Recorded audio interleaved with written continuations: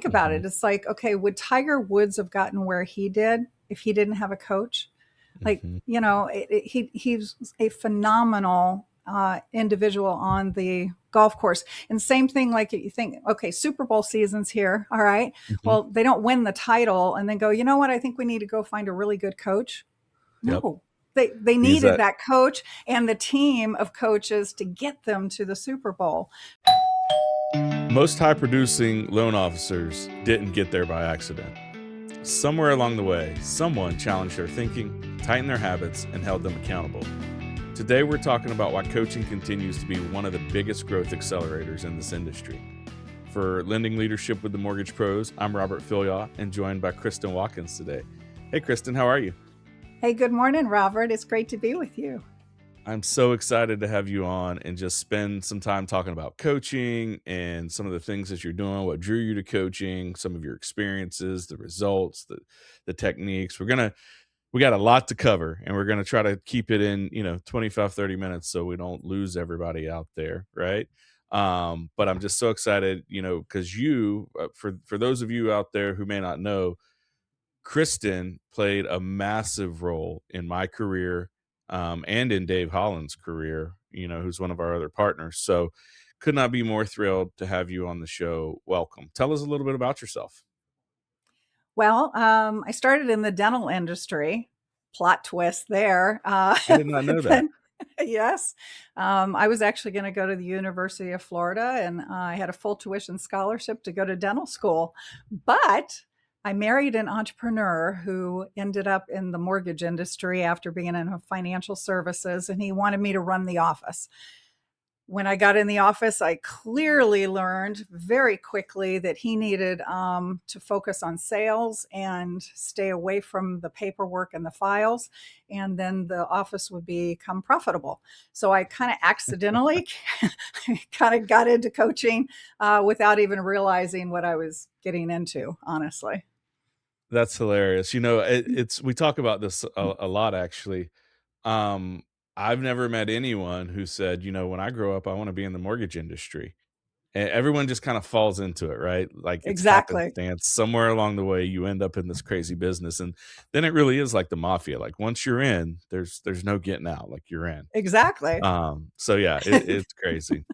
Um, you've coached a lot of loan officers across the industry, and external coach for most of your career through various coaching organizations, right? And now we're blessed to have you as an internal Correct. coach here at HMA, helping our leaders and our loan officers really just grow and amplify their business. What drew you to that role? And how is it different than maybe some of the roles you've had in the past? Well, being an external coach allowed me to work with loan officers literally from Florida all the way out to the West Coast, up to New England, even Hawaii and Alaska. So, but it was all with different companies. So the tricky part with different companies is different companies have different LOS systems and different marketing platforms, and honestly, management that is supportive and management that sometimes is not as supportive. And so Right. the beauty of having your internal program and having the opportunity to join HMA and do coaching with you all is it's it's all aligned with what it is that I'm coaching. So if they're talking to you or to Dave or to Tom as the partners, they're getting the same conversation as if they were talking to me as their coach. So it reinforces. And I think having that internal platform is so unique and special in this industry.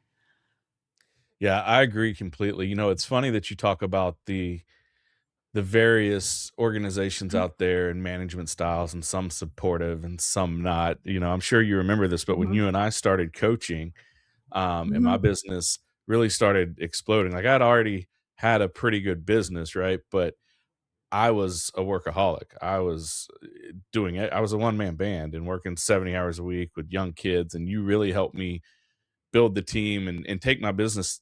I think we quadrupled within the first 12 months of working together, in Yeah, it was spite pretty of awesome. Mhm.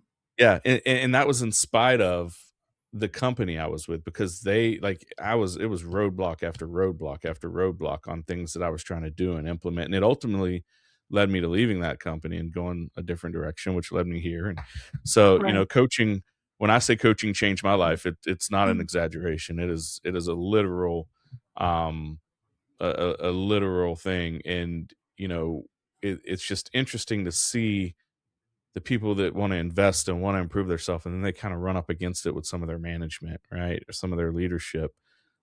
So we It we were is, and blessed to have you.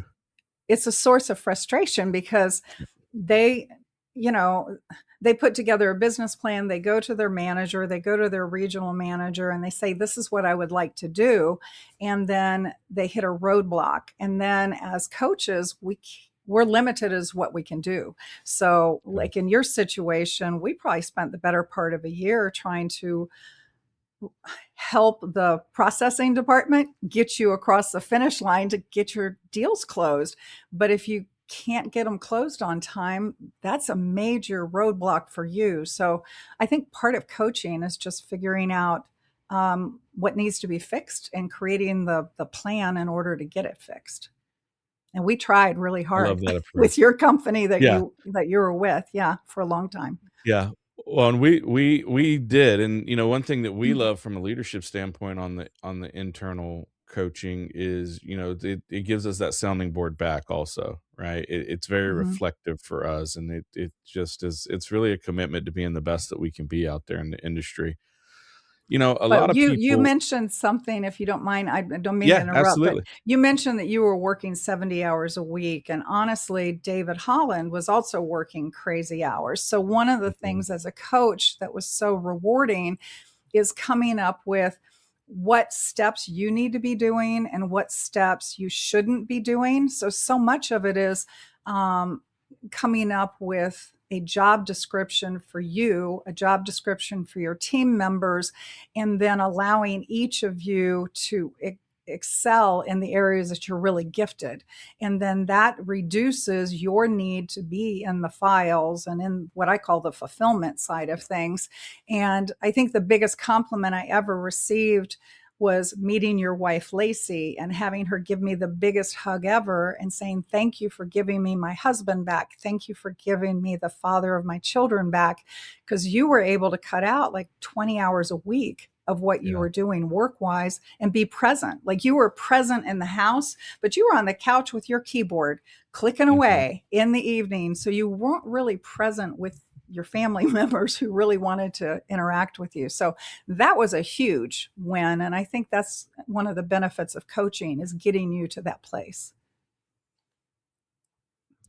Yeah, I agree, and, one of the impacts that I'm sure you're aware of, but sometimes we don't have the full knowledge of is, I stole this from someone we both know very well, the ripple in the pond analogy, right? And Mm-hmm. Mm-hmm. and the changes that you made for me, now have been changes that I've coached other teams and originators on, right? And it's just ripples in the Yeah. pond that expound out. I know Dave has done the same thing. So the impact of this, it not just changed my trajectory, but now it's changing other people, and then they're coaching to it, and it changes other people, and it gets widespread. It's a really, really cool thing. So thank you. It's You're very welcome. powerful. Yeah, and I'm so glad that we've been able to bring this internal and, provide this level of service to the people that trust us, and, really take that leap of faith to, join with us in their career and their journey. It's a small way that we can give back. It's pretty cool. Talk to us a little bit about, what you've seen in coaching. A lot of times I use this phrase all the time. It's one of my favorites. I may have even stolen it from you. I just was coaching with a team yesterday and I told them this.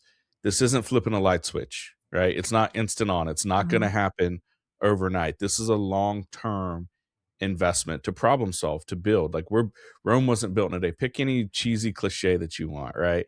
And it's Right. it's really applicable to coaching. So talk to us about, what have you seen move the needle the most? Where is there, if someone's out there saying, I'm thinking about getting coached, but I'm not sure. Is there any kind of line in the sand where you're like, okay, this is when you need to think about getting coached? And then what changes have you seen when someone just surrenders and it's like, you know what, I'm all in, I'm gonna do it. And like what are some of the awesome successes? Well, you have lots of thoughts and questions all Right. wrapped in There's a that lot, one right? I'm sentence. giving you a lot all at once so you can just It's a go very anywhere. large sentence question there. Yes. Um, I think, so much of it boils down to, I love the fact that as a coach, I can customize. And I think what's awesome about the internal with your company is the fact that we have some people that are producing LOs, and we have some people that are branch managers, and we have some people that want to do recruiting. And the beauty of it is we can customize it for the individual. We have people that are just starting in the industry, people that have been around for 30 years. So each of them have different strengths. And honestly, with those strengths, there are weaknesses. So Yep. trying to figure out what needs to be honed in on. Um, and for me, I think as a coach of individuals, if the person I'm coaching is totally honest and transparent and they share what they're scared of and they share what they like to do and what they don't like to do, it is way easier to create a custom blueprint for them to build out a path. So, for example, there was a gentleman I was coaching, and he was the owner of the company, but he had very little production. He had other LOs that were working for him, and he really wanted to produce. So he was only doing 3 to 4 closings a month, and he wanted to get to where he was doing, 20 to 25, and that's a big jump.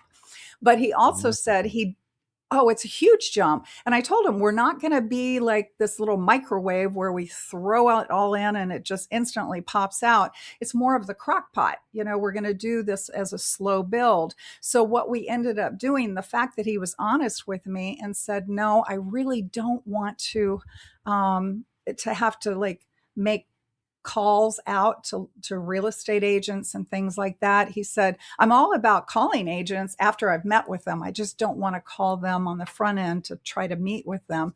So what we did was we hired a dialer, and it happened to be a gentleman who was working on his master's degree in college. And so he came in, was working 20 hours a week, booked him 8 appointments a week to meet Wow. in, face to face with agents. So fast forward, we went from November of when we had that dialer start to May of the next year. He went from 3 to 4 closings a month to 19 in May of the next year. But it was because he was honest, and he was able to confide in me what he was scared of and what he didn't want to do, and we could come up with a solution. And it wasn't November to December that that Right. production increased. It was into the next year, but it was still relatively quick, going from 4 units to 19 units. That's huge growth. That's massive. Yeah. I think one of the keys to coaching, and I've scratched my head with this before, but like you have to be vulnerable, right? Like you have to be Right. willing to get raw. And then the other key I think to coaching is you got to be willing to put in the work. I've seen so many people pay for the coaching, do right, and then they don't do the stuff. And I'm like, what Right. are you doing? Right. But And you and Dave were outstanding at implementation. And I think that's why with you all, when we started, you were doing 8 to 10 units a month, and then we got you up to 30 to 40 units a month, because you implemented and Mhm, whatnot. But so much of that is, it's not you doing it all. There's a who factor that mhm. we have to, plug in, and who's going to come alongside of you on your team and help you accomplish those things. I think for originators out there, that's the bit one of the biggest hurdles when they've been in that system for so long of kind of that one man band, and I do it better than anyone else, and it's got to be me. And I just coached this with the team yesterday, and I told them, I was like, guys, that we were talking about team email, right? And the email comes in addressed to one of them, but their team members answer it. It's not them answering it. I'm like, they don't Mhm. care. They just want the answer. Like Exactly. it's not you. They don't care. Like get out of your Right. head. Right. And that's a hard thing, right? Especially for loan officers who are type A. kind of the alpha, very egotistical. Like that's a hard thing to get out of the way sometimes. But when you do, it gives you the time back and you're not doing the stuff you don't like. You can focus on what you're good at, what you enjoy, and then the I business think just as explodes. I think as a coach, so much of the time, that file, we want to hold on to it so tight Mhm, because that's our paycheck. That's, if that mhm. closing is going to feed my family. So as a coach, sometimes I have to peel one finger back at a time. It's almost like one finger a month. And then in 6 months, it's like, oh, we have a new experience here. And it's pretty awesome to see the results. I Some love so that. I've got one gal that I've coached for years, and she calls me her mortgage therapist.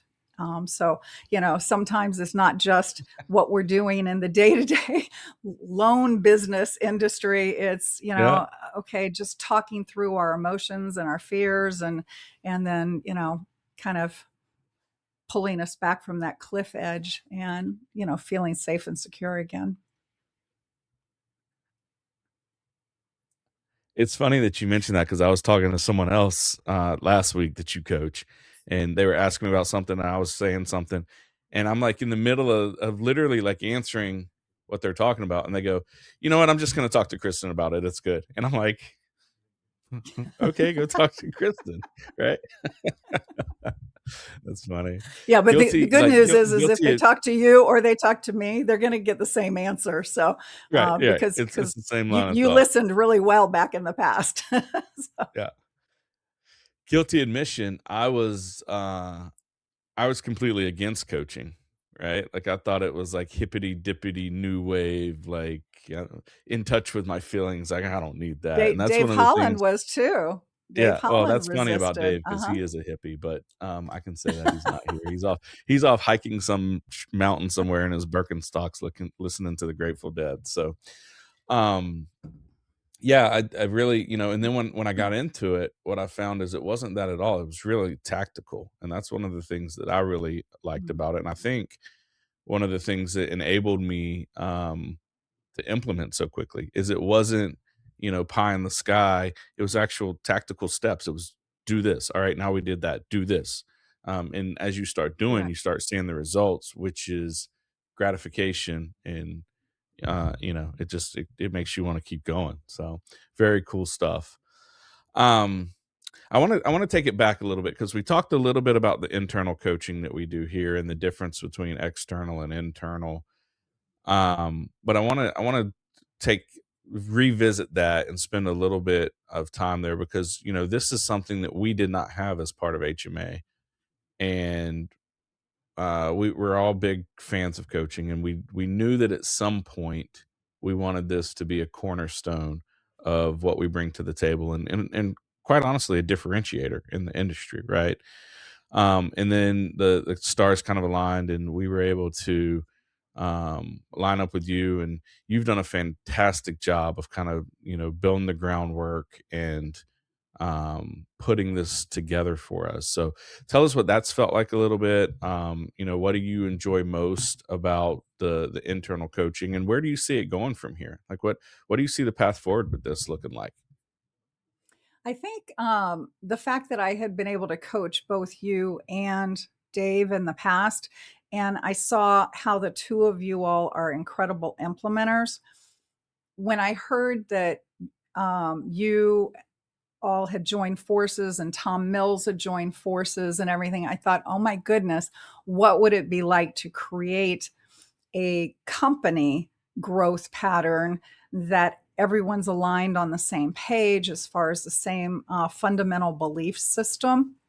And that's just a huge opportunity because it's so rare in the industry. Like we touched on before, there are certain companies that are all about supporting their LOs and supporting them with if they come back from a coach's call and they say my coach says I should do this, this, and this.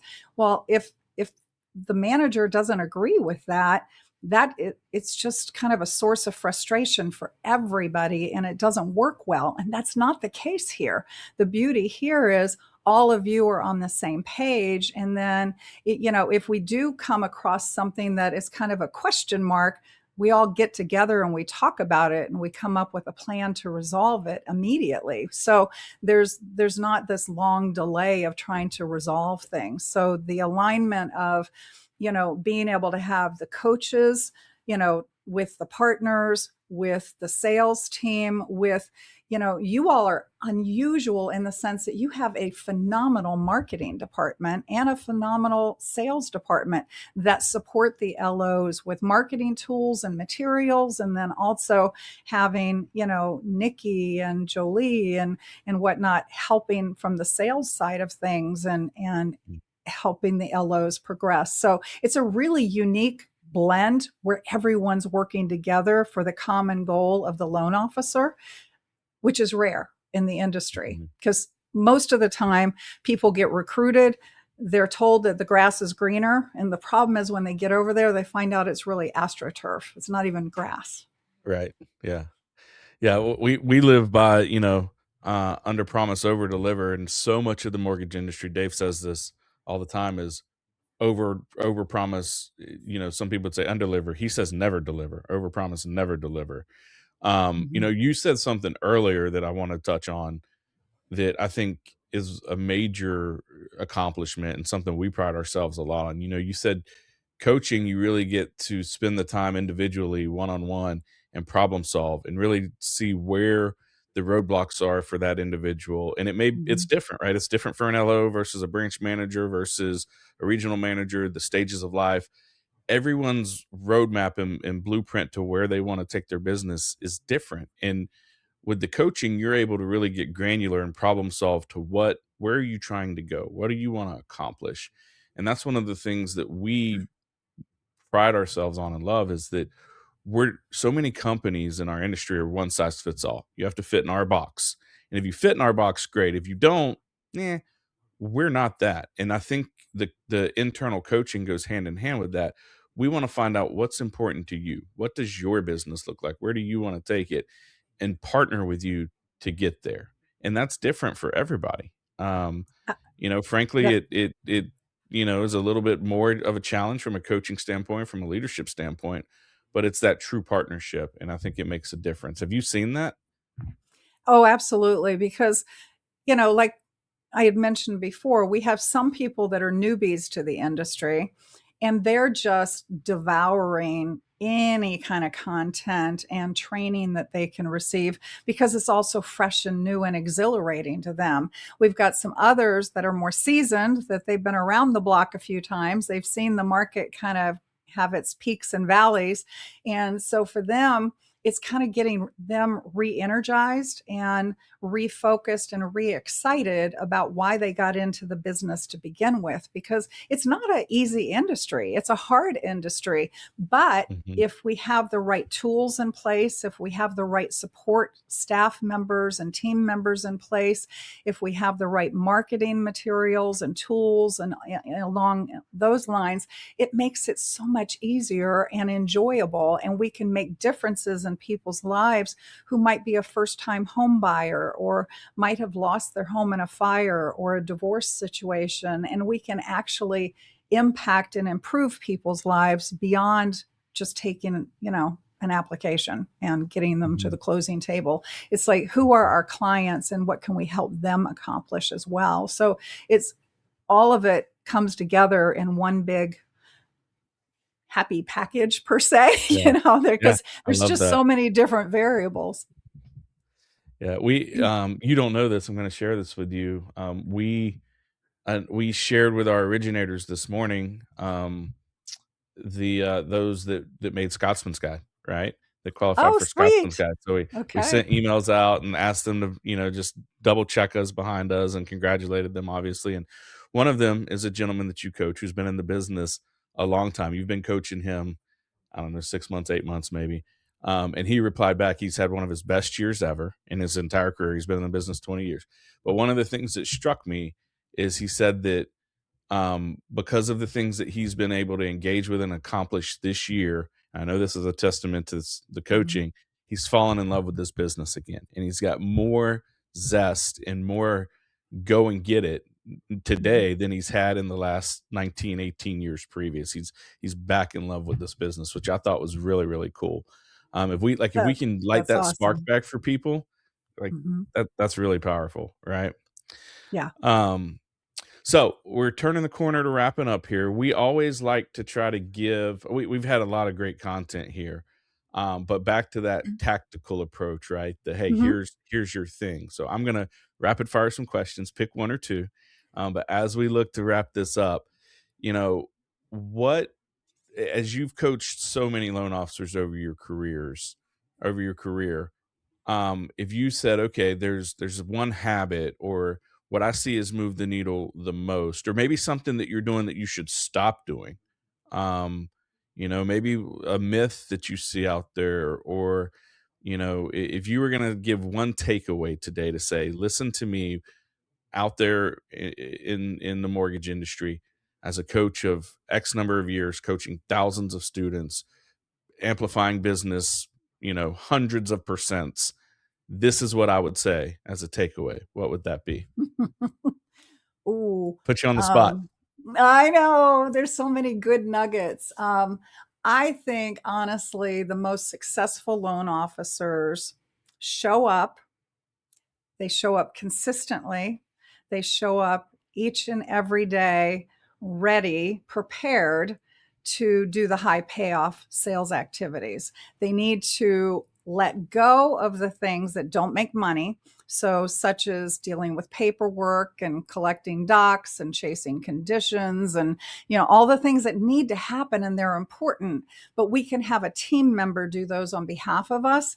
And when we delegate those things and allow the loan officer to just focus on the high payoff activities, which is getting them in front of agents, getting them in front of doing lunch and learn classes, and maybe doing video content and posting and teaching on various social media platforms and talking with their past clients and staying engaged with them and doing special events and classes for past clients and for agents. Those are all the high payoff things that actually drive the business in the door. And that's what LOs need to focus on. So many LOs keep themselves really, really busy by doing all the behind the scenes stuff. And they feel like, oh, I was so busy today. Look at all I got done.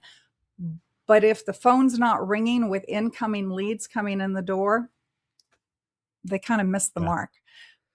I love that because so often we think busy equals success, or I mean, honestly, let's be real, busy equals money or profit, and it doesn't, right? You got to be Right. busy doing the right things, and if you're not, then Exactly. you're just busy, and it's actually counterproductive to your income, which is why we all do this crazy job anyway.